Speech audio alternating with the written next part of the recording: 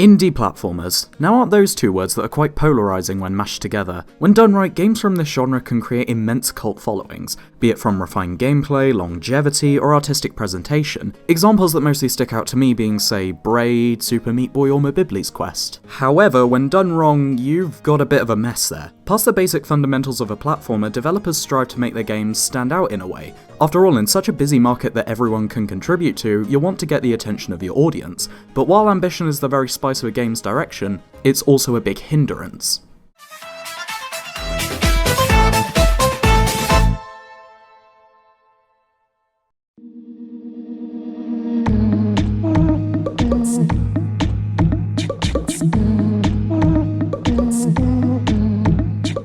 This brings us to And Yet It Moves. This game was developed by Broken Rules, a development studio based in Vienna, Austria, aka the home of my friend Prime Hylian, and was founded in 2009. And Yet It Moves, or as I'm going to call it from now on, IM, originally started as a student prototype for the team founder's computer science course at the Vienna University of Technology in 2007, and was developed over the course of half a year. Also, this uni has robot arms. And robot arms are pretty cool. So, after this project was a huge success and ended up winning or being nominated for numerous indie festival awards, the team became inspired to make this prototype a full game. As such, Broken Rules was found, and the rest is history. A history that, granted, I haven't played except for one game, but it's a history nonetheless. And after 2 years of development, IM released as the dev team's first game in April 2009 for PC, a WiiWare download in 2010, a mobile download in 2015, and hell, it might end up being playable on our vacuum cleaners in the 22nd century, provided we transfer our memories into Cytus operators first.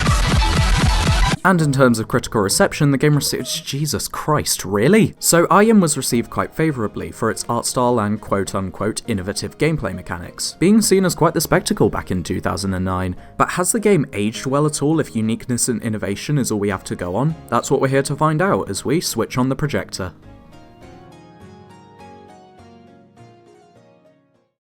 Whatto, Joe? Oh, hello there. Just thought I'd pass by to get the obligatory YouTube trope of duplicating yourself to act as an extra out the way. Oh, how nice of you. Pray tell, what's the underlying narrative of IM anyway? Well, you're a paper man and you do paper things in a paper world without dying? What are paper things? Don't question me! Okay, so IM lacks any narrative or context, but to quote John Carmack, story in a game is like story in a porn, so the main focus is surely in its world and gameplay mechanics. As a basic summary, IM is a 2D platformer wherein you guide this blank little paper man who kinda reminds me of Wilson from Don't Starve, and you need to guide him from point A to point B to finish all the levels in the game while avoiding obstacles and not dying. The game is split into 3 main chapters and 1 bonus chapter. In terms of controls, it's a matter of running and jumping, simple platforming all squared away there. But the reason this game was deemed innovative for its time was because of a mechanic that allows you to rotate the world in either direction. How world rotation came to be was back in the coursework prototype days, wherein the students wanted to create a mechanic that would give players more freedom than your average platformer, and world rotation would make the terrain a lot more traversable. Also, if you don't mind my usual diversions into loose connections to history, this mechanic was even the influence of the game's title, And Yet It Moves, a famous historical phrase the developers reused, which when translated in Italian is Eppur si muove? Google Translate? Eppur si muove. Yes, thank you, eppur si muove. This phrase was uttered by one Galileo Galilei, the Italian physicist who, thanks to his contributions in the 17th century, has been referred to as the father of observational astronomy, physics, and scientific method. A controversial figure of his time, punished and condemned for his support of heliocentrism, that the Earth and many surrounding planets all revolve around the Sun. And when forced to take back such claims, Galileo only responded with this: Eppur si muove, essentially an expression that means it doesn't matter what you believe, for these are facts. I should use that when someone tells me they like the Sonic Adventures. The one thing I can praise about the rotation mechanic is just how versatile it is. It doesn't feel too situational, it's imperative to clearing all the levels, and has multiple uses. Physics objects will start falling, platforms will appear and disappear, and loads of other little effects. For example, in a later level, your route gets blocked by what I'm assuming is an iguana, who kills you in one hit if you get too close. However, you also notice bats that always fly to the roof of the cave to rest. Considering the roof is respective to the world's current orientation, you can guide the bats to bother the iguana and clear a path. However, you're not to be careless when rotating, as the obligation to do so also acts as a hazard in the game. Wilson can not only die from creatures, but also from being crushed or from falling a great height, only to then respawn at the last activated checkpoint. But what I like about these checkpoints is that they always point in the direction to go in and reset at a certain orientation, so it's very unlikely you'll get lost or stuck while playing this game. Fair play, lads, I am on a fucking roll with these segues today. After exiting the caves, we then enter the jungle, and in an environment such as this, I feel it's the best time to talk about the game's visuals. As you've most probably seen with the footage displayed here, IM, like many other games, uses a paper art style. Now, while I wouldn't say the style is tired or overused, I always find it fascinating to see how different developers approach the style in their own unique ways. There's of course Paper Mario, with intelligent systems approaching it with sticker-like 2D sprites that popped out amongst a 3D environment. And as a little footnote, I'm sorry for mentioning stickers as it probably brought back the trauma. LittleBigPlanet developers Media Molecule approach this style in Tearaway by having every part of the characters and scenery as papercraft models. And lastly, Broken Rules' approach with IM was a paper collage style that was chosen when the devs were forced to be resourceful. The thing with IM's development is that the team didn't have a dedicated art designer, and as such needed to strike a balance between a style that was both pleasing to the eye but also easy to make. After attempting a pencil on paper style that didn't work out due to appearing empty and boring, they finally decided on the collage style, using crumpled sheets of paper and public domain photographs as in-game textures, while also applying some detail of wear and tear on the terrain to look like the paper was torn haphazardly, accomplishing a style that, while to some could appear as rough and lazy, could be interpreted by others as stylized, unique, and polished. The game's visuals are a truly curious and subjective matter, considering I personally have never seen a game that's similar in appearance to IM, but a lot of people I've showed the game to have brushed it off as not being the greatest looking game in the world, which is totally fair criticism. I've also never heard anything as similar as IM with its unique sound design. The background music is very droning and atmospheric, almost eerie in a way, and the game throws in the occasional beatboxing track that really makes the world feel organic and alive, almost like it's breathing.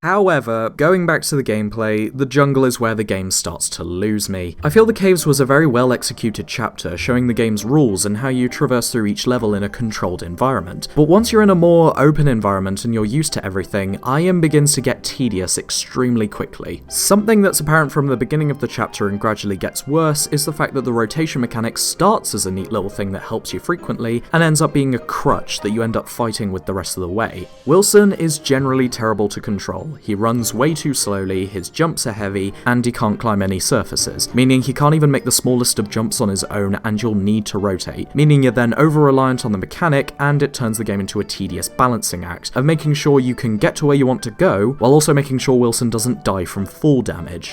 Ah, my leg! Plus, because the shift in gravity affects everything in the world, the puzzles and obstacles in this game are mostly physics puzzles. Everyone's favourite. It was the main selling point of Half-Life 2, after all. There's possible stuff like navigating objects through mazes to help you progress, and then there's asinine areas like springboards and swings of all things. The swings are easily the worst mechanic in the game, as they show the ever-present issue of physics puzzles, where you're unsure if you're doing it wrong or if the physics engine is doing it wrong, making it a frustrating section of trial and error. Also, as much as I love the visuals, one criticism I had while playing was how samey the environments can look over time. Multiple levels from the same chapter will be so consistent in theme that they look near identical in appearance, which makes them appear stale and indistinguishable between each other. Whenever I went to the level select to replay something, I actually picked a level at random because they're so bloody alike to each other. But perhaps there's still hope, as we have one last chapter to get through, the trip. Basically, in the first level of chapter 3, Wilson's still in the jungle but gets bitten by a snake. As such, it changes.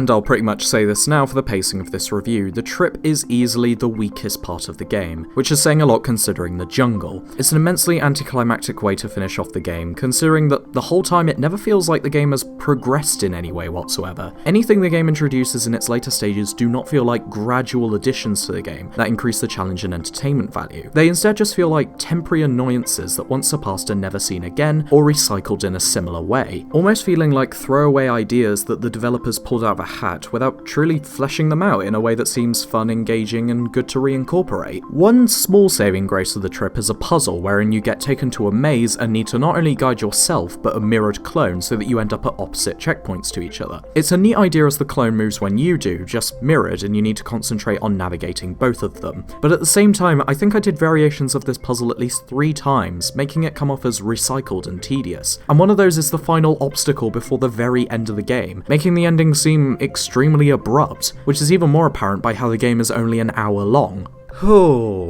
And yet it moves. I'm conflicted with this game, honestly, as I remember playing through it as a kid and enjoying it quite a lot. Plus it shows a lot of promise when you begin playing it, but going back to it now, it's not particularly special, to the point of where I don't even understand the critical reception from a 2009 standpoint. I do like what it was going for artistically, as I personally enjoyed its audio-visual design, but that's where I stopped with the game. I like showing it to people and letting them know it exists, but recommending it to someone is really difficult. It's a nice concept, however, and it pleases me that Broken Rules are still developing games. For all I know, I could end up loving some of their newer stuff. And another thing I appreciate is designer Felix Bohatch when reporting on the game's sales. He believed that the main source of the game's average sales was piracy, stating that for every copy they sold, at least 22 cracked copies were being played. But despite this, Broken Rules decided against putting any form of DRM on IM, because to quote Bohatch, "We believe that any game will be cracked, no matter how we try to protect it. So our philosophy is that adding DRM or anything similar only annoys people who actually pay for it." Why can't more developers be like this? So yeah, and yet it moves is difficult to recommend, being an ambitious project that hasn't aged well and isn't worth the £7 asking price for the PC and Wii ports. However, if you're so desperate to give it a go, I'd personally recommend the mobile reboot Yet It Moves, being the cheapest port out of the lot at £2, having it on a portable device, and it using the better rotation system from the Wii version, where you stop time and rotate freely, as opposed to the one-button instantaneous 90-degree rotation system from the PC port. My relationship with the game is one I've had for years, and can conclude as an immensely flawed and poorly designed, yet calming and tranquil game. But hey, hopefully you'll at least have a curious giggle at the level in Chapter 2 that's called Horny Pet. Oh, because it literally has a horn!